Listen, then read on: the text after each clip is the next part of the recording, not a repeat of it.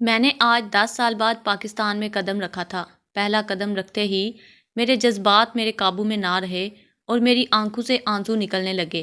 اپنا ملک چاہے جیسا بھی ہو، وہ اپنا ہی ہوتا ہے۔ جو آزادی اپنے ملک میں ہوتی ہے وہ دوسرے ملک میں ہرگز نہیں مل سکتی۔ میں اپنی پرنم آنکھوں کو صاف کرتے ہوئے ایئرپورٹ سے باہر آیا۔ مجھے یاد تھا آج سے 10 سال پہلے جب میں سعودیہ جا رہا تھا، میرے امی اور ابو دونوں مجھے یہاں پر چھوڑنے کے لیے آئے تھے۔ وہ وقت کسی فلم کی طرح میرے دماغ میں چلنے لگا۔ راشد پتر، مت جانا، ہم نے تو سوچا تھا اس بار تیری شادی دیکھیں گے۔ تبھی اماں بولی تھی راشد دیکھ لے۔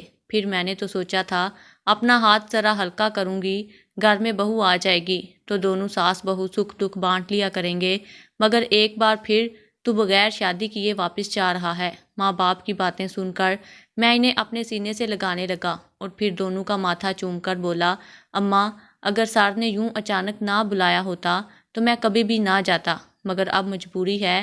امید کرتا ہوں کہ جلدی واپس لوٹ آؤں گا اور پھر آپ جس سے کہیں گے اس سے شادی کر لوں گا۔ مگر اماں مجھے پیچھے جھٹک کر کہنے لگی، پچھلی دفعہ جب تو گیا تھا 5 سال لگا کر ہی آیا تھا، میں جانتی ہوں نا، ایک دفعہ تو چلا جائے تو پھر واپس آتا ہی نہیں ہے، مگر اس بار نہ جانے کیوں میرا دل بے چین ہو رہا ہے۔ تو یہی کوئی نوکری کر لینا، خیر سے اتنا کما لیا ہے، گھر ہے، زمینیں ہیں، یہیں پر ہمارا گزارا ہو جائے گا۔ مگر میں اماں کو سینے سے لگا کر کہنے لگا، اماں میری وہاں پر پکی نوکری لگ چکی ہے اور ابھی تجھے اور ابا کو حج عمرے بھی تو کروانے ہیں۔ انشاءاللہ اگلی دفعہ جب آیا شادی کریں گے اور پھر میں آپ، ابا اور آپ کی بہو چاروں مل کر عمرہ کرنے جائیں گے۔ یہ سن کر اماں کے چہرے پر مسکراہٹ پھیلی تھی اور آنکھوں میں آنسو تھے۔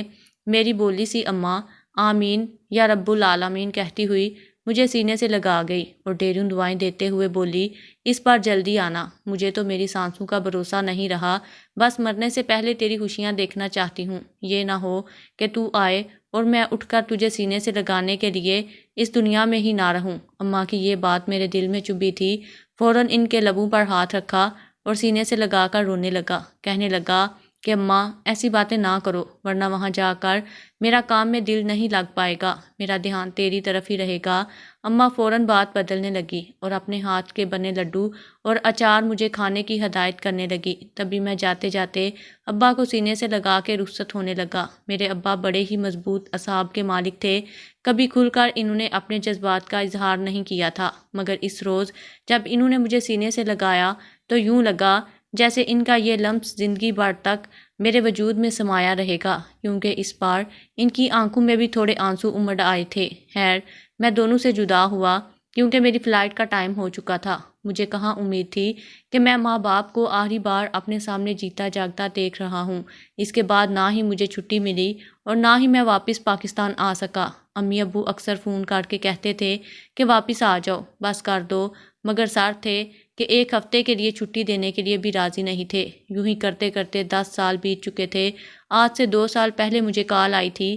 میں پچھلے ایک ہفتے سے اپنے والدین سے بات نہیں کر پایا تھا اور جب انہیں فون کیا تو نمبر بند تھا۔ مجھے تشویش سی ہوئی تھی اور والدین شدت سے یاد آ رہے تھے، مگر خیر پھر پڑوس سے فون آیا تو پتہ چلا کہ میرے والدین وفات پا چکے ہیں۔ یہ خبر مجھ پر بجلی بن کر گری تھی۔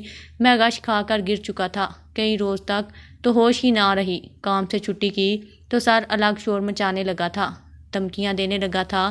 میری تو اس سے بھی زبان درازی ہو چکی تھی، مگر میرا دکھ آخر کون سمجھتا؟ یہ اپنا ملک تو نہ تھا، یہاں کے قانون اور تھے۔ اپنے ماں باپ کا دکھ دل میں سجائے مجھے اپنی مدت پوری کرنا پڑی اور پھر 10 سال بعد بہرحال میں وہ نوکری چھوڑ کر اپنی کمائی گئی رقم لے کر آج پاکستان پہنچا تھا۔ سمجھ نہیں آ رہی تھی اس گھر میں کیسے جاؤں جہاں پر کبھی میرے ماں باپ پرتپاک طریقے سے میرا استقبال کیا کرتے تھے۔ میں ایئرپورٹ سے سیدھا قبرستان چلا گیا۔ قبرستان میں موجود گورکن مجھے پہچانتا تھا۔ 10 سال میں بھلے ہی چہرے کی حد و حال بدل گئے ہوں، مگر میں اس گورکن بابا کو پہچان گیا تھا۔ جب میں نے اپنا تعارف کروایا تو وہ فوراً میرے سینے سے لگ کر پھوٹ پھوٹ کر رونے لگا اور کہنے لگ گیا کہ بیٹا بہت دیر کر دی آنے میں، تمہارے ماں باپ تمہاری یاد میں گل گل کر دنیا سے ہی چلے گئے۔ مجھے پچھتاوا ہوا تھا اور اپنی غلطی پر افسوس۔ آج پہلی بار ہوا تھا کہ پیسے کمانے کے چکر میں اس قدر آگے نکل گیا کہ اپنے والدین کو وقت دینا ہی بھول چکا تھا۔ میں چلتا ہوا والدین کی قبر کے پاس آیا اور ان کے قدموں کی طرف بیٹھ کر پھوٹ پھوٹ کر رونے لگا، ان سے معافیاں مانگنے لگا۔ آج میں ہمیشہ کے لیے واپس آ چکا تھا، مگر وہ میرے پاس نہیں رہے تھے۔ بہرحال میں نے سورۃ فاتحہ پڑھی اور پھر وہاں سے اٹھ گیا۔ سفر کی تھکاوٹ تو بہت تھی، کچھ دیر آرام کرنا چاہتا تھا۔ میں چلتا ہوا اپنے گھر کی طرف آنے لگا۔ ابھی راستے میں ہی تھا کہ عصر کی اذان اب محلے کی محسوس مسجد میں گونجی، تو یوں نماز پڑھے بغیر جانا اچھا نہ لگا۔ میں نے اپنا سامان وہی مسجد میں ایک طرف رکھا اور نماز پڑھنے لگا۔ نماز پڑھنے کے بعد جو ہی مسجد سے نکلا تو اچانک ایک 10-11 سالہ لڑکا بھاگتا ہوا میرے پاس آیا، جس کے کپڑے پھٹے ہوئے تھے اور حلیہ بکھرا ہوا تھا، چہرے پر مٹی لگی ہوئی تھی اور کپڑے بھی بے حد میلے تھے۔ وہ چلتا چلتا میرے پاس آیا اور میرے کرتے کو پکڑ کر کہنے لگا، میری ماں بھوکی ہے، ہمارے گھر میں کھانے کے لیے کچھ نہیں ہے، مجھے روٹی لا دو۔ اس کی بات سن کر میں چونکا تھا، ایک نظر اس کی جانب دیکھا، یقیناً کوئی بیکاری تھا۔ جب میں اسے دیکھ کر کچھ نہ بولا تو ایک بار پھر وہ میرا کرتا پکڑ کر کھینچنے لگا اور بولا کہ میری ماں گھر میں بہت بھوکی ہے، ہمارے گھر میں کھانے کو کچھ نہیں ہے، خدا کے واسطے ہمیں روٹی لا دو۔ میں نے یہ سنا تو دل پسیج سا گیا۔ میں نے اپنی جیب سے کچھ پیسے نکالے اور اس کے ہاتھ پر رکھنے لگا، مگر تبھی کسی نے میرے ہاتھ کو پکڑ لیا تھا۔ میں نے جب ہاتھ کے تعاقب میں چہرے کی جانب دیکھا تو وہ اس مسجد کے مولوی صاحب تھے، جو چہرے پر سنجیدگی سے جائے دیکھ رہے تھے۔ کہنے لگے، یہ تم کیا کر رہے ہو؟ اتنے زیادہ پیسے اس بچے کو کیوں دے رہے ہو؟ یہ تو لوفر ہے، لفنگا ہے۔ تو میرے مولوی صاحب سے کہنے لگا کہ نہیں، یہ مجھے کافی غریب لگ رہا ہے، بھوکا ہے، اس لیے اسے یہ رقم دے رہا تھا۔ تو مولوی صاحب نے فوراً میرا ہاتھ پیچھے کر دیا اور اس بچے کو گالی دے کر کہنے لگے، ارے یہ بچہ تو ڈرامہ کرتا ہے، روزانہ کا اس کا یہی معمول ہے، یہ پاگل ہے، سب کو یہی کہتا رہتا ہے، تم شاید یہاں نئے لگتے ہو اس لیے اس کی باتوں میں آ رہے ہو۔ تبھی مسجد سے کچھ اور لوگ بھی نکلے اور اس لڑکے کو گور کر دیکھنے لگے۔ اس لڑکے نے جب سب کو اپنے مخالف پایا تو کئی قدم پیچھے ہٹ کر کھڑا ہو گیا۔ وہ وہاں سے بھاگنے کی سوچ رہا تھا جب چند لوگوں نے اسے پکڑ لیا اور اسے تھپڑ مارنے لگے۔ مجھے وہ بچہ شکل سے تو انتہائی معصوم لگا تھا، مگر مولوی صاحب کہنے لگے، ایسے بچوں کو پیسے دینے کی ضرورت نہیں، یہ تو کہیں سے بھی اپنے 2 آنسو بہا کر پیسے لے لیتے ہیں اور پھر یوں ہی اپنے لوفر دوستوں کے ساتھ اڑا دیتے ہیں۔ کوئی بھوکا نہیں ہے، یہ جان بوجھ کر ڈرامے کرتا ہے۔ کچھ دن تو یہ مسجد کے چندہ بکس سے بھی پیسے چرانے آ گیا تھا۔ ایسے لوگوں کو پیسے دینے سے بہتر ہے کہ بیٹا تم اللہ کی راہ میں پیسے دو، یہ پیسے مسجد کی تعمیر کے لیے مجھے دے دو، میں مسجد کے چندہ بکس میں ڈال دوں گا۔ مولوی صاحب کی بات سن کر مجھے اس لڑکے پر حیرت ہوئی تھی، جو شکل سے تو کافی معصوم سا لگتا تھا، مگر اس کی حقیقت یہ تھی۔ خیر، میں نے وہ پیسے مولوی صاحب کے ہاتھ پر رکھ دیے اور وہ لوگ، کوئی اسے کانوں سے پکڑ کر کھینچ رہا تھا تو کوئی اس کی گردن پر تھپڑ مار رہا تھا تو کوئی اپنی ٹانگوں سے اس کے پیروں پر مار کر کہہ رہا تھا، جا یہاں سے، اگر دوبارہ مسجد کے باہر نظر آیا یا کسی سے پیسے مانگے تو پھر دیکھنا، جان بوجھ کر لوگوں کو تنگ کرنے آ جاتا ہے۔ وہ لوگ اسے مار رہے تھے تو سامنے کے گھر سے ایک عورت نکل کر آئی جس نے سیاہ رنگ کا برقع پہن رکھا تھا۔ وہ تیزی سے قدم اٹھاتی ہوئی اس بچے کے پاس آئی اور فوراً اسے آواز دے کر اپنی جانب بلانے لگی۔ لوگوں سے کہنے لگی کہ بچہ ہے، چھوڑ دیں، یہ تو بس پاگل ہے، اس کا ذہنی توازن ٹھیک نہیں ہے، اس لیے ہر ایک سے پیسے مانگنے لگتا ہے، خدارا بچے کو نہ مارے، یہ پہلے سے ہی بیمار ہے۔ تو عورت کی بات سن کر ان لوگوں نے اس بچے کو چھوڑ دیا اور وہ روتا ہوا اپنی ماں کے ساتھ گھر چلا گیا۔ خیر، اس سارے واقعے میں میرے 10-15 منٹ ضائع ہو چکے تھے۔ میں نے اپنا سامان اٹھایا اور گھر کی جانب چلا آیا۔ گھر خالی تھا، البتہ میری پھپھو اسی محلے میں ہی رہتی تھی۔ جب انہیں میری آمد کی خبر ہوئی تو گھر چلی آئی اور ایک مرتبہ پھر میں ان کے گلے لگ کر بے تحاشا رونے لگا اور ماں باپ کی باتیں کتنے ہی گھنٹوں بیٹھ کر کرنے لگا۔ پھپھو نے پھر میرے لیے کھانا بنایا اور سونے کا کہا۔ 2 دن تک تو سب کچھ ٹھیک رہا، مگر اگلے روز جب میں کچھ سامان لانے کے لیے گھر سے نکلا تو ایک بار پھر مجھے وہی بچہ نظر آیا جو گور گور کر مجھے دیکھ رہا تھا۔ میں نے سرسری سی نظر اس بچے پر ڈالی اور آگے بڑھنے لگا، تبھی رکشے پر ایک شخص گلی میں داخل ہوا جس نے اپنے رکشے میں آٹے کی بوریاں لاد رکھی تھیں۔ وہ بچہ فوراً بھاگتا ہوا رکشے والے کے پاس گیا اور کہنے لگا، چاچا تھوڑا سا آٹا دے دو، میری ماں گھر بھوکی ہے، اس نے کئی دنوں سے کچھ نہیں کھایا، بس ایک روٹی کا ہی تھوڑا سا آٹا دے دو۔ رکشے والے نے غصے سے گور کر اسے اپنی ٹانگ سے ٹھوکر ماری تو وہ دیوار سے جا لگا۔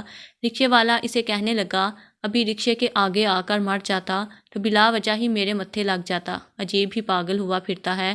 وہ بچہ دیوار سے ہٹ کر اپنا کندھا مسلتا ہوا دوبارہ اس رکشے والے سے مانگنے لگا کہ ایک بار پھر اسی محسوس گھر سے وہ عورت نکلی اور اپنے بچے کو چھڑوانے لگی، کہنے لگی کہ معاف کر دو صاحب جی، میرا بچہ پاگل ہے، اس کا ذہنی توازن ٹھیک نہیں، اس لیے بار بار لوگوں کو تنگ کرتا ہے۔ تو وہ رکشے والا اور وہاں پر آئے 2-3 لوگ کہنے لگے کہ اگر پاگل ہے تو گھر میں باندھ کر رکھو، باہر سڑکوں پر کیوں کھلا چھوڑ رہی ہو؟ اگر کسی روز یوں ہی رکشے کے نیچے آ گیا تو لوگ ہمیں ہی کہیں گے کہ ہم دیکھنے کے باوجود گاڑی اوپر چڑھا گئے۔ یوں عورت ایک بار پھر اس بچے کو اپنے گھر میں لے گئی تھی۔ دوبارہ کئی روز تک مجھے وہ بچہ کہیں نظر نہ آیا، نہ جانے کیوں وہ بچہ بار بار مجھے اپنی جانب کھینچ رہا تھا۔ ایک عجیب سی کشش تھی جو وہ اس بچے میں مجھے دکھائی سی دیتی تھی۔ ایسے لگتا تھا کہ جیسے وہ سچ مچ میں ہی بھوکا اور غریب ہو، مگر یہ محلے والے آخر کیوں اسے مار کر بھگا دیا کرتے تھے، اور پھر اس کی ماں بھی اسے پاگل کہہ کر وہاں سے لے جایا کرتی تھی۔ ایک روز میں انہی سوچوں میں گم بیٹھا تھا کہ تبھی مجھے باہر سے شور شرابے کی آواز آنے لگی۔ ہمارے گھر کے کچھ فاصلے پر ہی مسجد موجود تھی اور کئی لوگ مسجد کے باہر اکٹھے کھڑے تھے۔ میں اپنے گھر سے باہر نکل کر اس ہجوم کے پاس گیا اور کہنے لگا کہ آخر کیا مسئلہ ہوا ہے، یہاں بھیڑ کیوں اکٹھی ہے؟ تو وہ لوگ کہنے لگے کہ دیکھو بھائی، خدا غارت کرے ایسے لوگوں کو، لوگ تو اب خدا کے گھر میں چوری کرنے سے بھی باز نہیں آتے۔ دیکھو نا، مسجد میں رکھے چندہ بکس سے سارے پیسے ہی غائب ہیں۔ حالانکہ جو بھی مسجد میں آتا ہے، خاص کر جمعرات کو، تو لازمی کچھ نہ کچھ پیسے چندہ بکس میں ڈالتا رہتا ہے۔ ہر مہینے کی آخری تاریخ کو ہی اس چندہ باکس کو سب کے سامنے کھولا جاتا ہے اور پھر جو بھی پیسے ہوں انہیں مسجد کے لیے استعمال کیا جاتا ہے۔ مگر آج جب چندہ باکس کھولا گیا تو اس میں 1 روپیہ بھی موجود نہ تھا اور چندہ باکس میں نیچے سے ٹوٹا ہوا ہے۔ یہ تو واقعی سوچنے والی بات تھی۔ مگر تبھی مسجد کے مولوی صاحب باہر آئے اور کہنے لگے، ہو نہ ہو یہ اسی چور ذلیل انسان کا کام ہے، وہی بچہ جو پیسوں کے لیے ہر طرف پھرتا رہتا ہے۔ اتنا سننا تھا کہ سبھی محلے والے اسی لڑکے کو لعن طعن کرنے لگے کہ یقیناً اسی نے ہی مسجد میں یہ کارروائی کی ہوگی۔ سبھی لوگ اس کے گھر کے باہر اکٹھے ہو گئے اور اسے باہر آنے کی صدائیں دینے لگے۔ بہت دیر تک جب اندر سے کوئی آواز نہ آئی تو وہ مزید بپھر گئے اور دروازہ کھٹکھٹانے لگے اور غصے سے بولے کہ اے لڑکے، باہر آ، ورنہ ہم یہ دروازہ توڑ کر اندر داخل ہو جائیں گے۔ میں سب سے الگ تھلگ کھڑا یہ سارا منظر دیکھ رہا تھا۔ نہ جانے کیوں مجھے یہ کچھ بھی اچھا نہیں لگ رہا تھا تو وہ ایک معصوم بچہ ہی، عام بچوں جیسا۔ بھلا یہ لوگ کیوں اس قدر اس پر حقارت ظاہر کر رہے تھے؟ کچھ دیر بعد دروازہ کھلا اور اندر سے خاتون کی آواز آئی جو کہنے لگی کہ بھائیو، آپ لوگ کیوں ایک شریف پردہ دار خاتون کے گھر کے باہر کھڑے ہو کر اتنا شور کر رہے ہیں؟ میرے بچے نے ایسا کچھ بھی نہیں کیا، خدا کا واسطہ ہے میرے بچے کی جان چھوڑ دیں، وہ تو معصوم ہے، بچہ ہے، پاگل ہے۔ مگر لوگ تو فوراً بدتمیزی پر اتر آئے، کہنے لگے کہ ہم کچھ نہیں جانتے، اسے باہر بھیجو، آج تو ہم اسے سبق سکھا کر ہی رہیں گے۔ تمہیں بیوہ جان کر ابھی تک ہم تمہارا لحاظ کر رہے تھے، مگر اب مزید تمہارا لحاظ کرنا ہمارے بس میں نہیں رہا۔ وہ عورت کچھ دیر کے لیے خاموش ہو گئی، شاید وہ رو رہی تھی، پھر روتے ہوئے کہنے لگی کہ میں اپنے مرحوم شوہر کی قسم کھا کر کہتی ہوں کہ میرے بچے نے یہ چوری نہیں کی، وہ تو کئی دنوں سے بخار سے تپ رہا ہے اور گھر میں بستر پر لیٹا ہوا ہے، بھلا وہ یہ سب کچھ کیسے کر سکتا ہے؟ کتنی ہی دیر تک لوگ اس کے گھر کے باہر کھڑے ہو کر شور مچاتے رہے اور پھر تتر بتر ہو گئے۔ میں گھر میں آ چکا تھا مگر میرے کانوں میں ابھی تک اس خاتون کی سسکیاں گونج رہی تھیں۔ نہ جانے کتنا درد چھپا تھا اس کی سسکیوں میں، جو یہ محلے والے سمجھنے سے قاصر تھے۔ اگلے روز جو منظر میں نے دیکھا، اس کے بعد تو میرے صبر کا پیمانہ لبریز ہو گیا اور میں اس لڑکے کے گھر پہنچ گیا۔ ہوا یہ تھا کہ وہ لڑکا کچرے کے ڈھیر پر منڈلا رہا تھا۔ وہ مجھے پہلے سے کافی زیادہ کمزور لگنے لگا تھا۔ وہ چلتا ہوا اس کچرے کے ڈھیر کے قریب آیا اور اسے ٹٹولنے لگا۔ تبھی اسے ایک شاپر میں باسی سالن اور خراب سوکھی روٹی نظر آئی تھی۔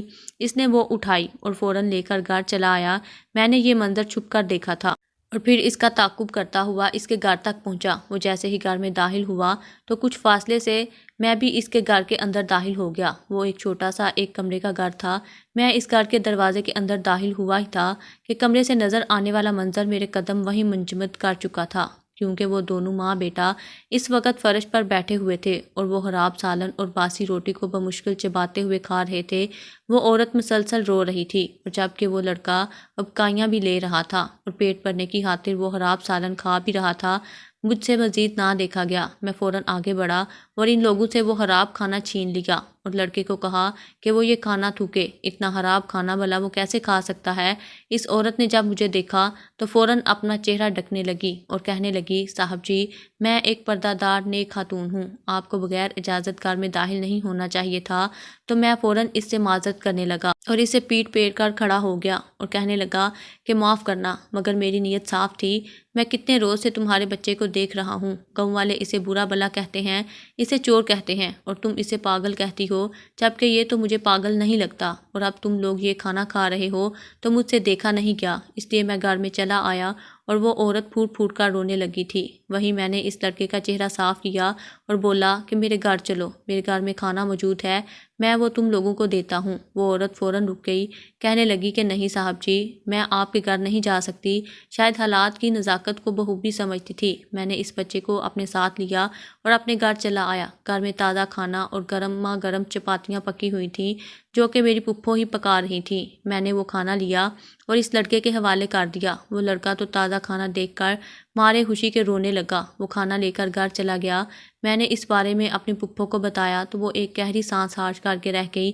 اسی روز میں نے اپنی پھپھو کو ساتھ لیا اور ہم دونوں خاتون کے گھر چلے آئے۔ وہ میرے سامنے مکمل پردے میں بیٹھی تھی اور اس کا بچہ اس کے پاس بیٹھا تھا۔ کھانا کھا کر وہ کافی تازہ دم سا لگ رہا تھا، اس کے چہرے پر سکون تھا۔ میں نے خاتون کو مخاطب کر کے کہا کہ یہ محلے والے آپ سے اس قدر نفرت کیوں کرتے ہیں اور آپ کے بچے کو اس قدر مارتے کیوں ہیں؟